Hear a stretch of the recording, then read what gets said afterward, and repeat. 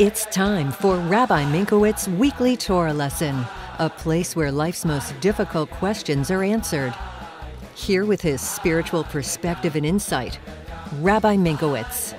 Welcome to this week's Torah lesson. This week's Torah portion is Parsha's Vayeishev. The question of the week is, how can you guarantee to stay away from problems? So in this week's Torah portion, Parsha's Vayeishev, we learn about the story of Joseph and his brothers. As we know, Yaakov, Jacob, the father of Joseph and the brothers, loved Joseph. And the brothers were jealous of it. Besides the fact that Joseph would tell them about these dreams, and in the dreams he would insinuate that he's greater and better than them, and they would one day bow down to him. And there was tremendous jealousy and animosity, and other stories that were going between them, how they got very upset at him and they got angry at him. We all know anger gets the better of you, and the brothers decided they wanted to kill Joseph. And next time they were out on their own, without Joseph, and Joseph came to check upon them, they see him coming, and they said, let's go ahead and kill Joseph. I mean, pretty tragic. Reuven, the oldest, realized, oh my gosh, if something happens to Joseph, true, everyone was part of it, but he's the oldest brother.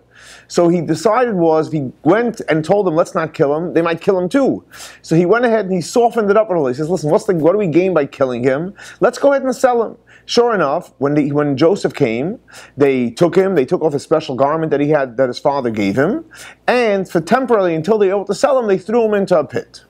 The Torah tells us that the pit was empty. And then the Torah says there was no water in the pit. So Rashi asks a simple question. If the Torah tells us the pit was empty, obviously it was empty. So what does it mean that the Torah tells us there was no water? If it's empty, for sure there's no water. So Rashi explains that the reason why the Torah said there was no water, because the Torah tells us it was empty, means it was empty. The reason why the Torah is stressing there was no water, that when there's no water, you know what really there was actually snakes and scorpions. So the Rebbe asks a simple question. So it says the pit was empty. Then it says there was no water there. Great, there's no water, but how do you insinuate when there's no water that there's snakes and scorpions in there? So the Rebbe explains, because in life, there's no such thing as middle of the road. It's either to the right or it's to the left. That means either there's water in there, and if there's no water, it's not just devoid of water, all of a sudden in that empty space, you're going to have something, a natural thing to have in a pit is snakes and scorpions. So when there's no middle of the road, water or snakes and scorpions. What does that mean practically? We know that everything in the Torah, we learn a lesson in our life, and the Rebbe explains, what is the idea of water in our life? Spiritually, because this lesson, as all lessons in the Torah, apply to each and every one of us. Water represents the idea of Torah. Just like water goes from a high place, it goes down to a low place, Torah came down from heaven down to this world, so we should be able to connect to God.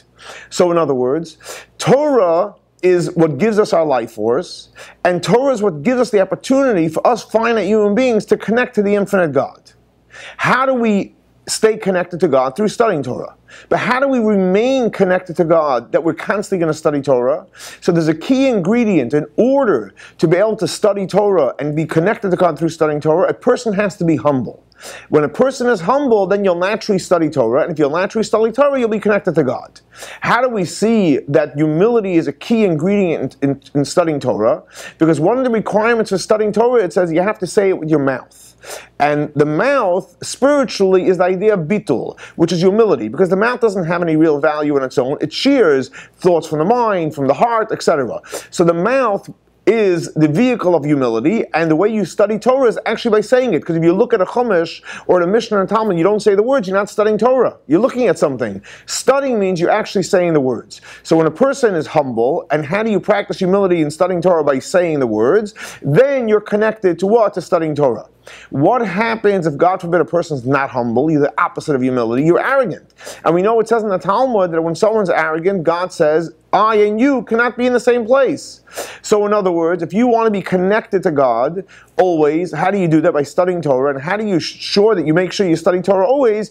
Is by being humble. And that's interesting as we are actually celebrating Hanukkah this upcoming Shabbat, Saturday night, and the next whole week.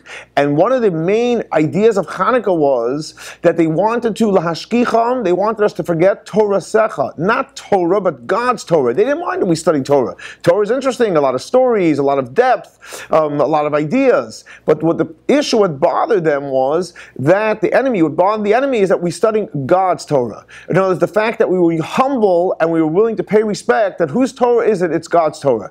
And that is really the power that Jewish people know, that if you want to really study Torah and be connected to God through studying Torah and not, God forbid, be disconnected, you have to what? Practice humility. So to answer the question, how can you be guaranteed to stay out of all problems? Very simple. Be humble. And when you'll be humble, you'll study Torah. Because God forbid, if you're not going to be humble, you're not going to study Torah and you won't have that connection to God.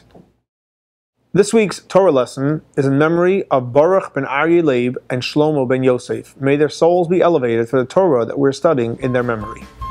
Thanks so much for joining us for our weekly Torah lesson. For more information on Chabad, please see our website.